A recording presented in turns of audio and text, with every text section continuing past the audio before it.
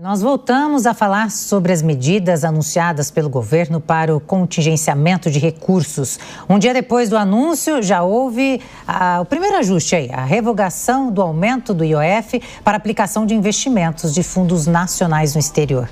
Para a gente entender mais e falar sobre esse assunto, a gente conversa agora com o gestor financeiro, especialista em finanças e investimentos, Marlon Glaciano. Falei certinho o sobrenome, né? Falou certinho. Muito bem. Boa tarde. Seja bem-vindo aqui ao Fast News. Muito boa tarde. É um prazer estar aqui nesse sábado.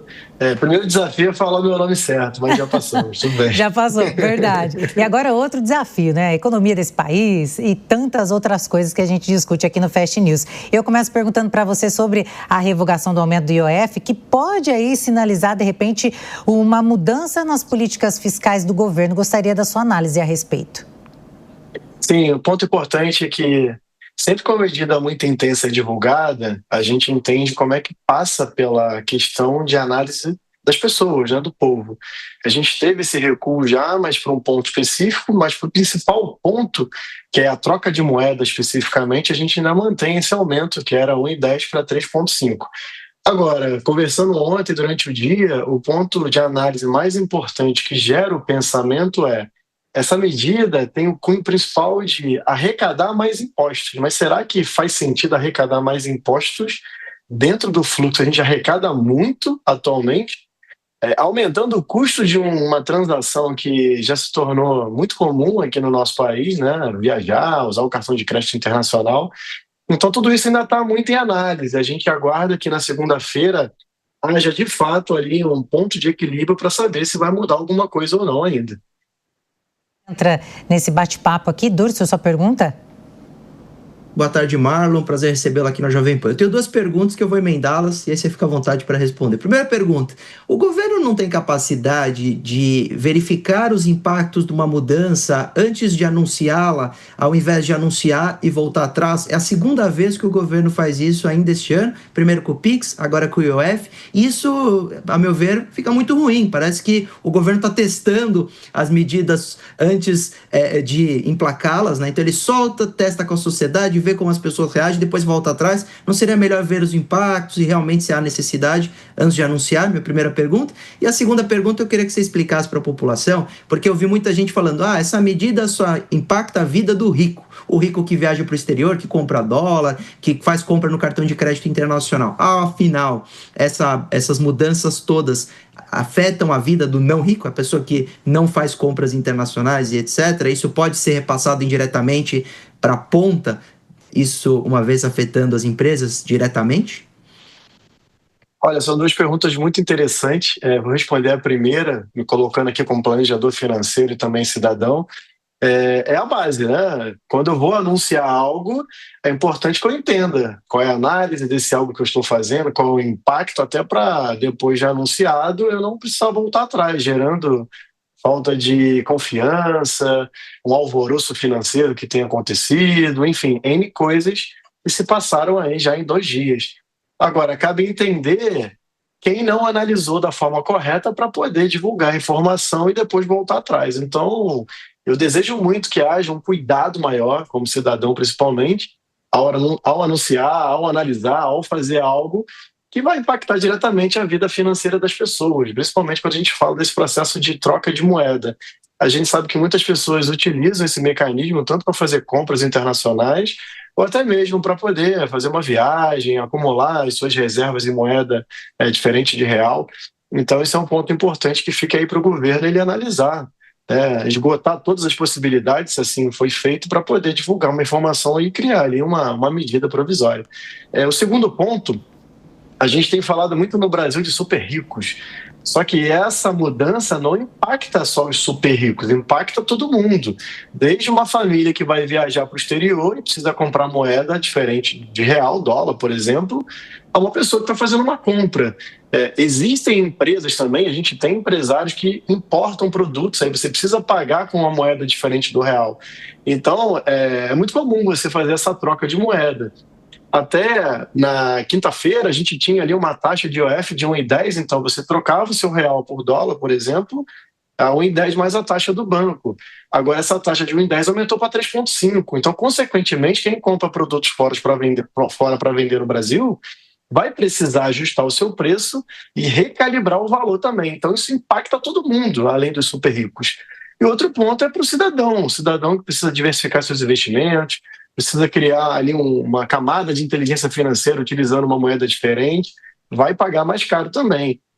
Agora, o ponto principal dos super ricos tem a ver com a previdência privada, o VGBL. Então, aportes a partir de R$50 mil terão uma tributação de 5% de IOF.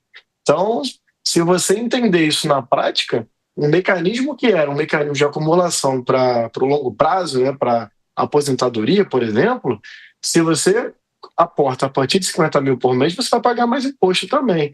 Aí sim, a gente pode entender que assim, uma pessoa que tem a capacidade de aportar mensalmente na Previdência R$50 mil, a gente está falando de uma pessoa que tem uma capacidade financeira bem maior. Só que essa é uma única notícia em relação a todas as outras notícias principais. Então, a gente teve uma equalização da taxa do cartão, taxa de troca de moeda. Isso impacta mais a sociedade comum do que os super ricos, propriamente dito. E ouvindo até o Marlon falando aqui, o que a gente percebe é que essa falta de coordenação entre Ministério da Fazenda e Banco Central pode, aí, com certeza, afetar a eficácia monetária do país. Com certeza. A gente sabe que qualquer informação que destoa e gera um desafio no dia a dia afeta na sua integridade a eficiência fiscal do país, mas o que mais preocupa é que, vinculada à informação, a gente consegue ler, né, no projeto que a meta de arrecadação desse ano com essa mudança são 20 bilhões e de 2026 são 40 bilhões. Então, a gente está falando de 60 bilhões de arrecadação para conter a dívida pública. Só que, quais são as ações de desaceleração no comportamento de gastar sem ter inteligência financeira? A gente não vê isso ainda nesse cenário financeiro.